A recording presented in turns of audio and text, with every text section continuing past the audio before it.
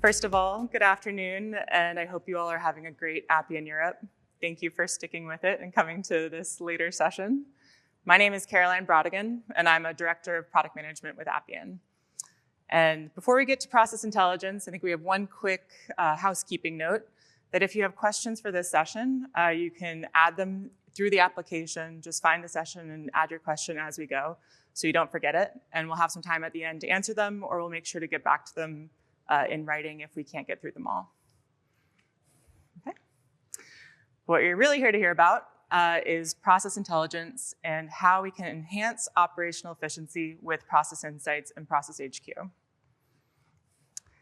Now, you heard this morning a lot. You probably, maybe you're getting sick of seeing this slide, but process is really at the core of what Appian does and powers everything around the platform. And earlier this year, we launched a new product, Process HQ, that gives you unprecedented visibility into your business processes. Now, Process HQ has two main parts. First, Data Fabric Insights, which allows end users to create and explore reports to better understand their enterprise data fabric. And secondly, Process Insights, which allows users to understand their process, get visibility into potential bottlenecks, and find opportunities for improvements, all through using integrated process mining. Now, these two portions of Process HQ combine to give you end-to-end visibility of your business process as a process owner, really focusing on that end user experience for someone who has the process context. Now, today I wanted to use a use case that hopefully people have some familiarity with, but not too much familiarity when you have a medical emergency and you need healthcare. So here's a severely broken bone. I wish upon none of us in this room. But when something like this does happen, hopefully you have insurance. And that process in the US, in my experience, looks a little something like, "Whoop, help, I need some medical care. I realize that something is wrong and it needs to be fixed."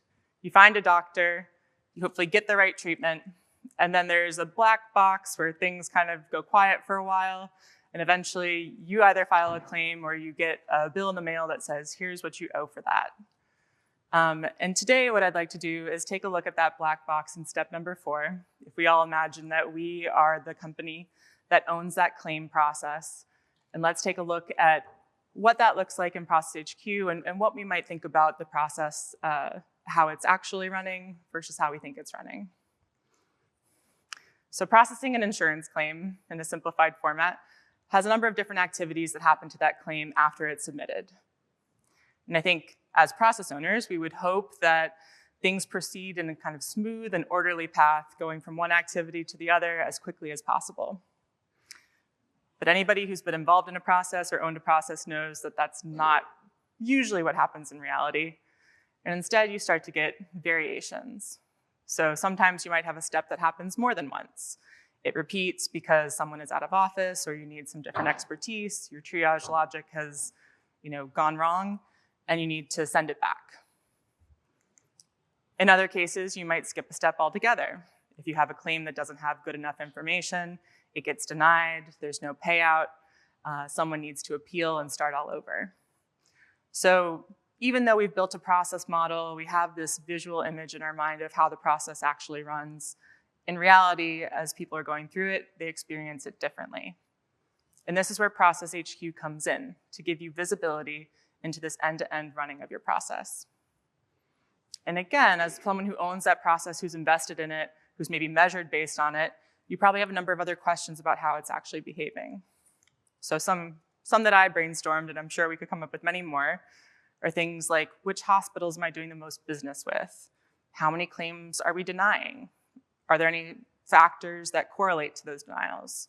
How long is this process taking? Which parts of it are slowest? And on and on and on. If we take a step back and we think about, well, why would someone care to answer these questions? It really comes back to business value. So if we take maybe one key metric of how long does it take to settle a claim, why does that matter? Why would I care about it? So if it takes a really long time to settle a claim, that's probably leading to a bad customer experience. I may have been happy when I purchased my policy, the price was right, but then the first time I actually need to use it, I have a broken shoulder bone or clavicle. It takes a really long time, it's confusing, I don't get good feedback. I start to have a lower opinion of the company. The next time it comes up for renewal, maybe I evaluate my options. I have a retention problem. Someone goes online and posts a review. I start to have a publicity problem. These all contribute to real business outcomes that, as the process owner, are things that I care about. And having visibility gives me an ability to take action earlier and intervene. So keeping in mind this insurance claim example, I'd like to walk through using Process HQ to understand your data, optimize your process, and then a brief look at what it takes to set this up from a developer perspective. So first, understanding your data. That first part of Process HQ we talked about is Data Fabric Insights. So Data Fabric Insights offers self-service reporting for your end users. Again, for that process owner who's thinking about claims, has lots of questions about their data, this is where they can do that exploration. And here we're going to look at a guided experience that allows me to start to ask those questions and gives me visual feedback on the data. So I'm using the guided experience. It's giving me options about which data fields to include, how to group it, how to sort it. And it's giving me feedback as I make decisions to see if this is getting closer to what I care about. Here I've grouped by hospitals, and I'm starting to see the total amount of claims that these different hospitals are filing and we're paying out. Now from there, that gave me a jump start, but maybe I want to do further customization. I have more questions. I want to add additional data series. And that's where, as a report creator in Data Fabric Insights, I can go in and quickly experiment with formatting my data, aggregating it in different ways, and flipping through this variety of visualizations that are available to me to figure out which one helps me scan and get those answers the quickest. Now, at a certain point, I might decide, hey, this information is not only interesting to me, it may be interesting to other people on my team. At that point, I can save a report, and I can enable additional ways to take action on that data. So if it's something I'm going to come back to again and again, maybe I want to be able to export it to Excel to email to somebody. Or because Appian is one integrated platform, and this is taking advantage of your data fabric, I can enable a link that drills directly into my record type with all of the context and actions available there. Or if there's something that I'm going to do frequently when I see this, maybe I want to open an appeal for a denied claim, I can even enable a record action directly from my report in Process HQ. So these are all ways to kind of convert some of these insights more directly into action and make the report more usable for other people on your team as you share it. Now, as we're asking these questions and analyzing our data, two heads are better than one, right? Well, even better if one of those heads is AI. I feel like you get bonus points for that. So you also have the ability to dig deeper with AI Copilot. As you see on the right-hand side of that screen, I'm asking questions about AI Copilot to suggest insights and potential actions I can take based on these reports that I've built. And they're analyzing my data fabric, thinking about the industry, and giving me back different suggestions that might spark some of my own thinking or a further conversation within my industry. Now, after I've built a number of these reports, I have some visuals that resonate, that I want to come back to again and again. Maybe I want to compile them into a single dashboard that's easier for me to come and scan on a daily basis, on a weekly basis. So here, it's as easy as choosing from those reports that I've already saved, dragging and dropping, and compiling them in an easy dashboard layout. Now the benefits, I think one of the main benefits to talk about is the self-service nature of this. So as a report creator, again, as that person who owns the claims process, is a business user, I start with one set of visualizations. And then as I use it on a day-to-day basis, maybe I realize I want to see the data a little differently, or I want to see new data. And in the past, I had to open a ticket with IT, I had to get it on someone's backlog, it had to get deployed up, I had to look at it with my production data, I had to figure out if that was actually what I wanted to see or if I need to make another request. Here, it's really simple and easy. I can do it all directly in production, and it all has the security that you've already been set up from your developers, protecting your data so only the right people see the right things. So we've taken a look as a claims process owner at some of the different ways that we can explore data with Data Fabric insights in a visual way, build our dashboards for easily monitoring it. Next, let's take a look from a process perspective at what that looks like. And so first I said, process insights is really Appian's form of integrated process mining. And I wanted to take a moment to talk a little bit about what we see as some of the differentiators. So I've been mentioning Data Fabric, these end users who we're targeting. So I think one of the main differences is ease of use. Process insights is meant to be used on your data that you have already collected for the running of your application. It's not a separate reporting tool. It's built directly on the back of your Data Fabric. So you can get started quickly with data from your existing applications. And then once you do, you receive guided analysis. So there's automatic recommendations from Appian about things that might be causing your process to go slower, or things that might be causing certain things to occur more frequently. And all of it is designed for those business users. So we want to bring the tools to the people who have the context and also the accountability for the process so that they can more easily iterate independently without needing to go through kind of longer loops or negotiate with third parties. And finally, once you set this up and you've got your dashboards and you've set up your process, you're all set for continuous improvement. So at this point, your data is regularly being refreshed, and you can come back in on a periodic basis and check how it's doing. Now, the process insights lifecycle, you saw a little bit of this this morning in the keynote demo, but to kind of take a step back and look at it before we go into additional demos, there is a lifecycle. So again, that continuous monitoring, you prep it once, and then you can reuse it forever. The data is periodically refreshed as information makes its way into your Data Fabric.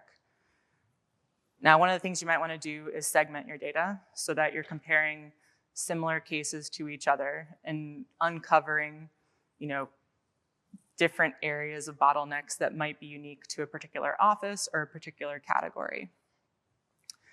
Then, if things are not performing the way that you would like, you have this option to investigate inefficiencies that we'll take a look at. This is where you start to dig that level deeper, see the guided recommendations, and evaluate whether there are things that you can actually change or that you have follow-up conversations about.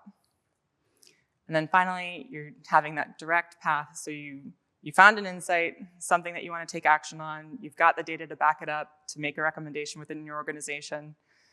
And you go back to the automation platform and you get to use all of the different capabilities of Appian to improve your process. And then I guess finally, you can continuously monitor for improvements and repeat this cycle as needed. So see whether those changes had the desired impact, see whether other things are coming up as new bottlenecks once the first one was revealed. Okay, so let's take a look at what this looks like in the platform. So once you've created your process, you've defined it, and we've mined and aggregated your data, one of the first things that you're presented with is this generated diagram of how your process is actually running. So here, again, as you think back to those, that flat stream of activities leading into one another versus repetitions and skipped steps, this is compiled based on all of your case data, and it overlays how frequently these steps are being hit and how long they're taking. So often we see this immediately starts to raise questions where you say, okay, I recognize these things, they're happening as I would expect, or this is surprising, this step is taking longer, how are we even going down this path? What's triggering that? So this is the beginning of getting that visibility into how your production process is running. Now, in addition to the flow, you also have a lot of metadata. So you have what we call attributes that can affect or correlate to taking longer times in your process. So here you're able to explore your case attributes and see how frequently they're happening across your cases and whether or not they impact the duration of those cases. So for example, at the top, when you have emergency as the specialty, you can see it's happening a lot and it's leading to longer than average duration. And this is where we start to get into a little bit more of that investigation that we're going to take a look at. So investigating your process. In this situation, one of the things I set up as the process owner for the claims process is a KPI that measures manual categorization. So when managers have to get involved and manually categorize a claim, triage it, I don't like that because it's taking time from someone's day and it's also slowing down the process. And we've, in our imaginary world, we've invested in an automated triage system that should be handling these things. So now that I see that these are trending up on this bar chart, I don't like that, and I want to understand a little bit more about what's happening. So here I'm choosing to investigate it, and Appian is crunching the numbers and coming back with some recommendations about things to look into. First, I look at that emergency medicine. I know a lot of times people don't enter all the information, so maybe that's less likely to change. People are in an emergency, they're stressed. So I've actually gone down to the second one. I went a little bit quickly. But this standard coverage. Standard coverage is something that's fairly common, and I can see that it's contributing to more instances where a manager had to get involved and recategorize a claim. So in this case, I want to add it to an insight so that I can go have a follow-up. And I think I have a suspicion of what we could do, which is take some of these examples of standard coverage that needed to be manually recategorized and retrain my triage model on them. So here I've saved an insight, which allows me to snapshot that information at a point in time.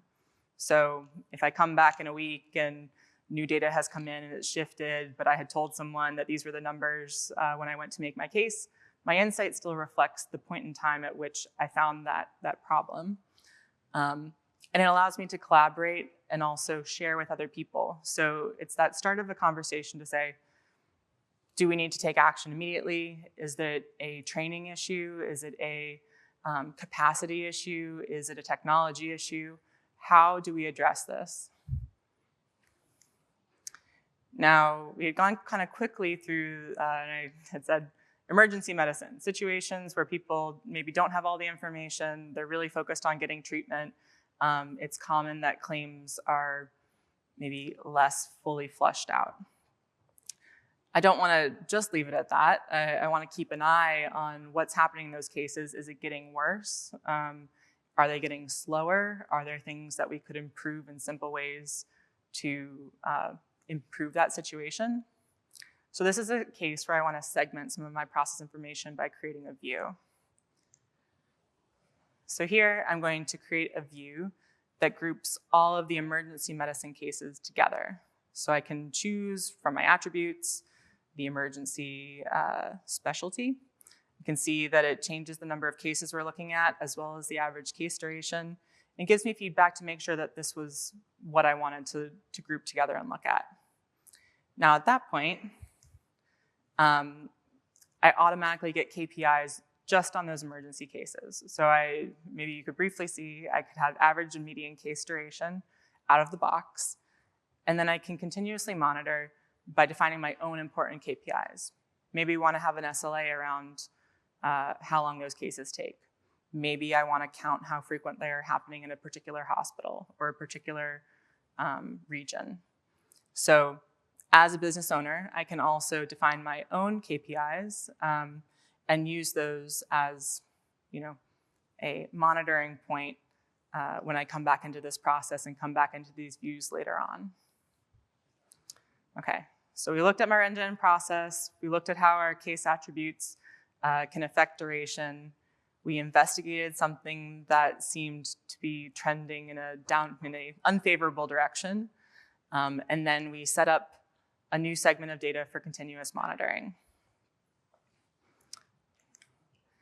So finally, these are all things that we did as an end user, and we did them independently without needing to talk to our development team. But there are a few things, Appian serves enterprise customers. We know governance is important, as is security. And so let's take a quick look at how you set these things up. I've mentioned a few times both of these features and all of Process HQ really have a foundation in your data fabric. So data fabric is what allows you to model and relate data from various sources and bring it into Appian and make it available to a variety of features like these. It also allows you to extend that data by transforming it with custom fields, such as, maybe we have a claim amount, and looking at the specific dollars and cents is not so helpful, but if I were able to bucket it into certain categories of under 10,000, under 5,000, under 1,000, I start to see more useful trends and maybe be able to make business decisions about certain thresholds that I want to use in my process. Finally, I've mentioned low-code security. So when you're setting up your data fabric, you can both set up who's available to see a record type and who's available to see particular records within that record type. And all of that bubbles up into data fabric insights and is also used in process insights.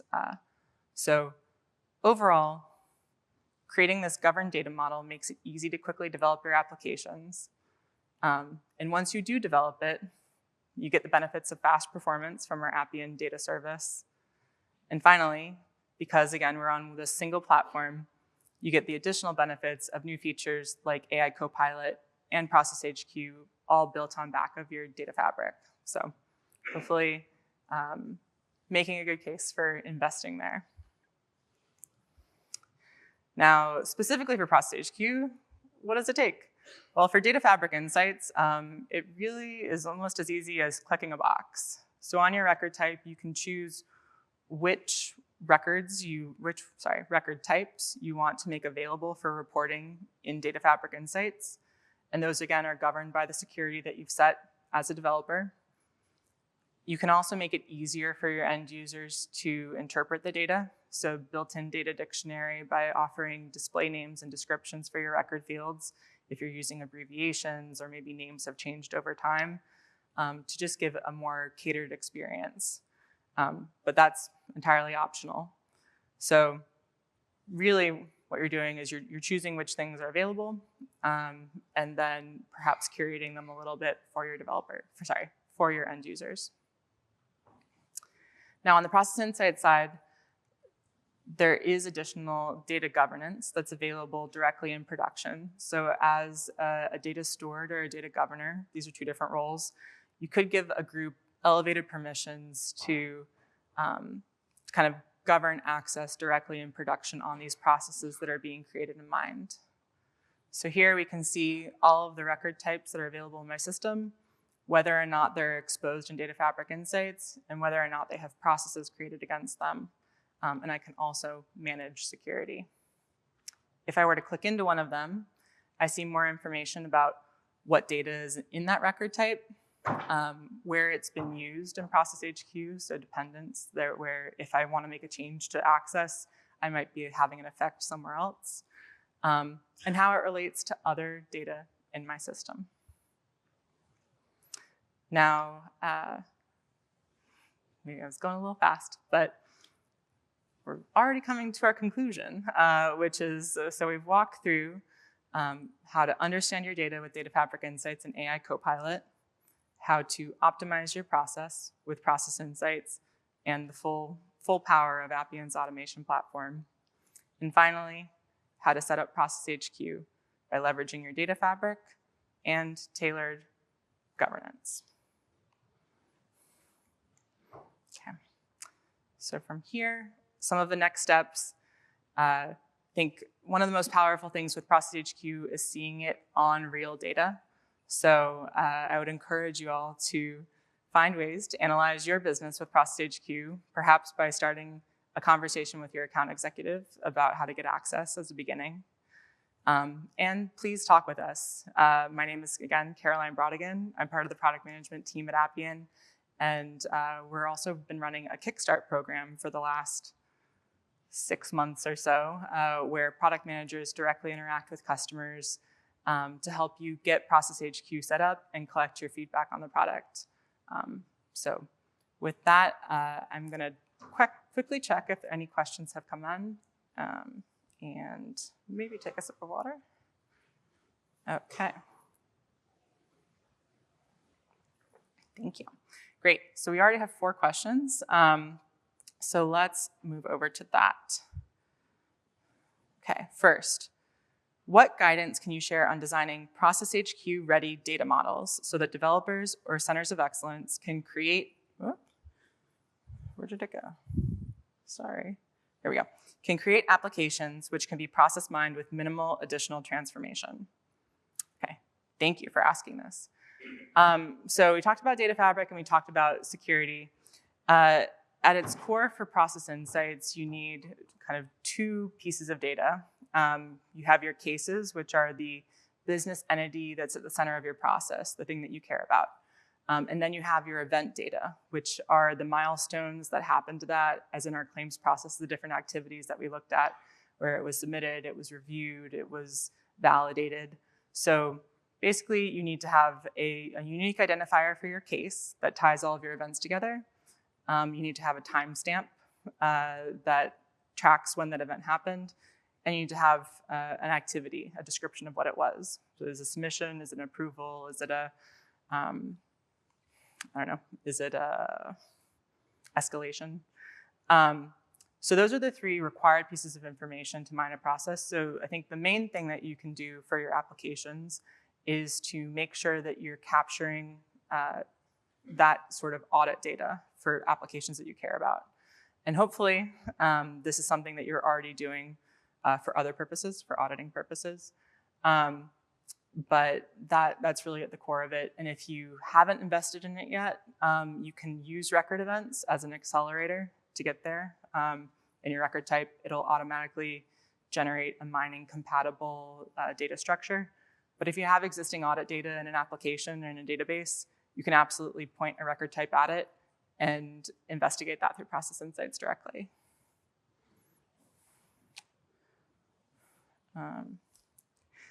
So this is a question that I'll have a short answer to, but is Process HQ licensed separately? Process HQ is a part of the advanced and above tiers in the new licensing model. There are a few ways to purchase it as a separate standalone SKU as well. But in general, that is where I would point you to account executives for further discussions about what it means for you and your organization. Okay. Are there any plans to make Process HQ available for self-managed installations? Short answer is yes. I think in general for platform features, we often start with cloud installations just because there's a little bit more visibility and control over rolling it out.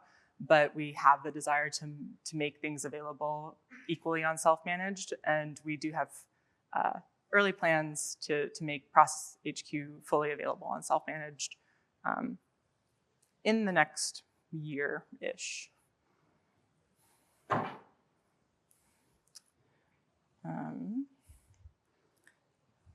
How easy would it be to deploy into an environment that has a poorly performing process in order to understand where the bottlenecks in the process are? So this is an interesting question. I think probably I wonder if it's talking about an Appian process or just kind of any generic process. I might start with talking about an Appian process. So again, as we were answering before, as long as there's that audit history, tracking, you have the data historically for the process, it's very easy to deploy Process HQ. Once you're licensed for it, it's turned on by default at that point. And what you'll really need to do is just define your process. So you choose the two record types that represent your case data and your event data. And then you have the option to do transformations to include or exclude fields from that and mine it. And it doesn't, if you have historical data, I got the question earlier, if we have data from 3 years ago, can I look at it? The answer is yes. So hopefully, I think the other thing would be like if you're looking at a non-Appian based process, maybe that was where the question was going. Again, the main limiting factor is being able to connect to that data and having the data available. So as long as it's something that you can connect to with a record type, which supports web services, database tables, processes, and that other system has audit information with those key fields, you can connect to it and you can analyze it. You can even relate it to Appian data if you have an application that works with that and bring in some of those attributes as metadata to see how they might be contributing to the performance of your process. Okay, Thank you for all these questions.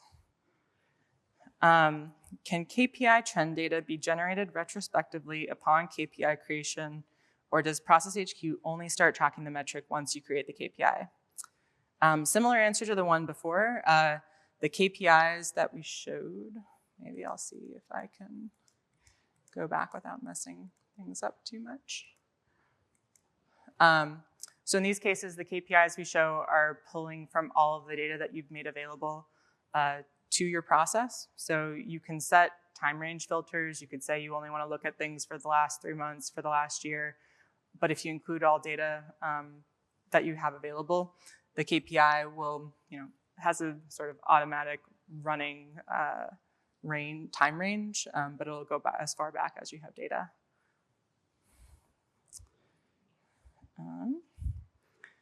What is the minimum amount of data? Duration may be in months of data. Oh, minimum amount, duration may be in months of data required for the initial data prep phase.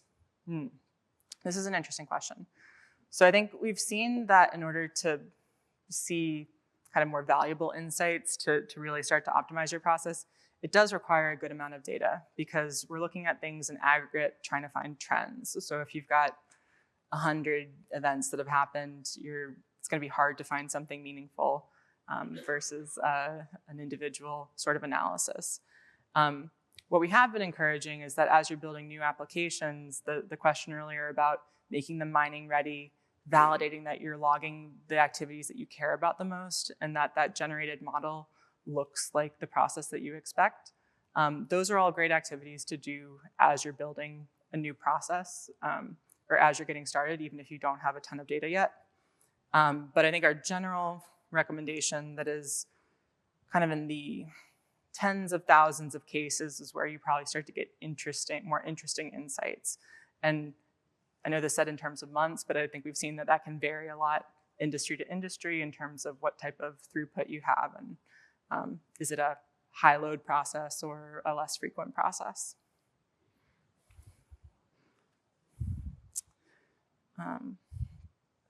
What are the benefits we are looking for, what are the benefits we are looking at by using Process HQ for any Appian application? Sure.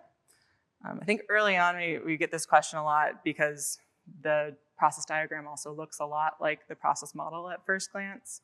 So you sort of feel like, well, I built a process. I know how it's running. Why am I coming to this other tool that's showing it to me in a different way? And I think there really the difference that we're pulling in is what we talked about at the beginning in terms of you can build out a process model, usually that has different decision points and flows available, and still not have good visibility into how frequently these things are happening or how long things are spending at certain stages. So with Process HQ on top of an Appian application, I think a lot of times you're already achieving, hopefully, a great deal of improvement to your processes by automating them in the first place.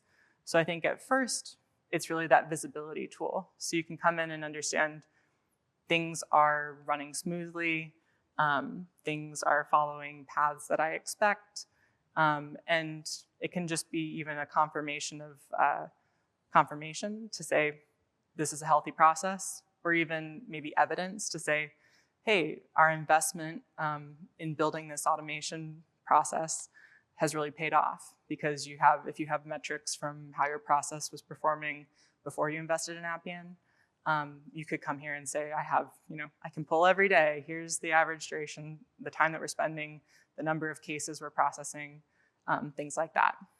And then over time, as your process ages or as it grows, that's where maybe bottlenecks do start to creep in, or you start to see those trends going in a direction that's a little unfavorable. And the idea is really then Process HQ can help you intervene earlier.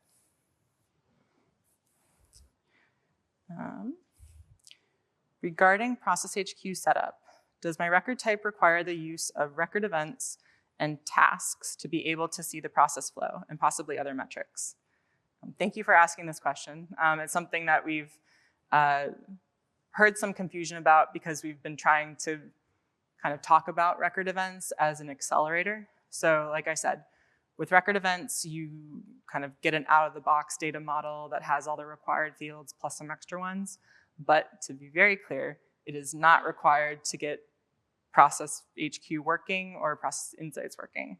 So again, as long as you have the data with those 3 key fields at a minimum, so your unique identifier, your timestamp, and your activity, you can point Process Insights and Process HQ at any of your database tables, any of your processes. And we've even seen, talk to some customers who their applications are not yet running on Data Fabric, but they have those tables that they've been writing to historically through other means. You can kind of quickly even create a synced record type on top of that table, point Process Insights on it, and you don't need to refactor your whole application. What is the journey of data being used for Copilot under Process Insights? Okay, yes. So I think like the other user Copilot features, the data that's made available to AI Copilot is also governed by the same, we'll jump forward, the same settings that enable it for Process HQ. So you're within Process HQ when you're chatting with that Copilot, it only has access to data that has been said is available for reporting. It's not going to go traverse all of your data relationships. And it is also applying security. So that's Appian's private AI. So it's never going to show you something that you shouldn't see just because you're using Copilot versus clicking through user interfaces. So yeah, I think on the back end, the AI analyzes those things, again, because it's all part of the same platform, and runs various queries, pulls in kind of some LLM smarts about industry specifics as it sees data fields that it maybe recognizes, but is never sharing your data with others. Okay. Question about what are the best fit use cases for Appian Process HQ. So I think when we describe this, when we talk about it for the Kickstart, some of the things we touched on already, the volume of data. So I think we want to look at maybe mission critical, like larger processes that your business cares about. So it's like if you have people who are invested in improving this process, whether it's an invested process owner or an invested executive, those are good places to start for Process Insights. Because otherwise, again, why are you spending time to do the analysis, and who's actually going to take action if you find something?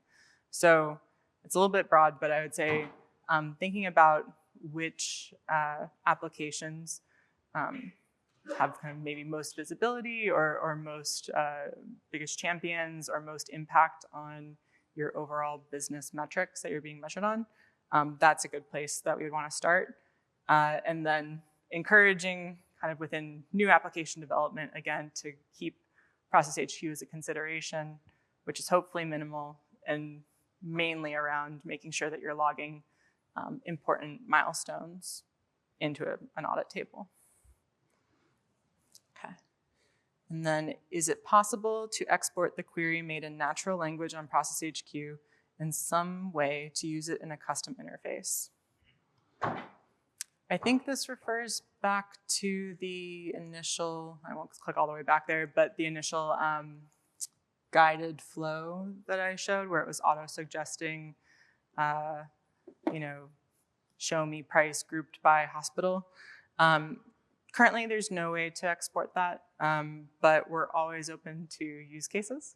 As product managers, we love to hear about what you're trying to achieve and what's getting in the way of it. So I think this might be, if I have the name, I might follow up with someone about how they see this being used. Okay, I think we've got 3 minutes and we got 3 more questions come in. So question 1, does the event data ever leave Appian instance for processing? Short answer, no. So we do have mining engines built into Appian, part of the platform behind the scenes. Your event data is processed there. It never leaves Appian, and it's never shared outside of your instance.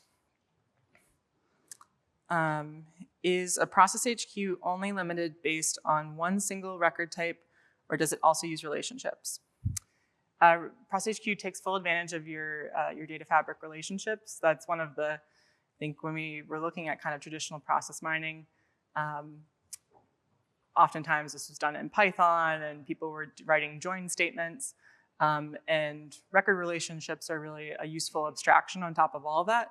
So we absolutely use and leverage relationships. But again, you get to govern which related records are available. So it is an opt-in decision on a per record type basis. So you could say 2 of these 3 relationships are available for reporting, but the third is not.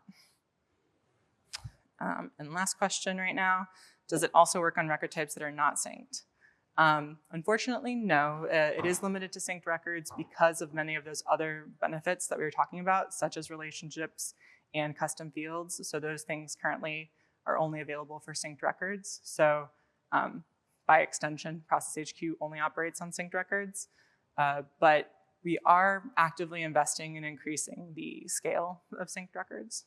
So that's something that occasionally has come up in terms of why maybe people don't have synced records. And sorry, one other thing was that, as I talked about before, you can also create a synced record without having to refactor your whole application. So it's really easy to point the record type designer, add an existing table, pull in your data, sync it for reporting purposes. Whew. Okay, and I think we got through all the questions. Thank you for sticking with us, and thank you for your attention and engagement in the session, and hope you have a great rest of the day.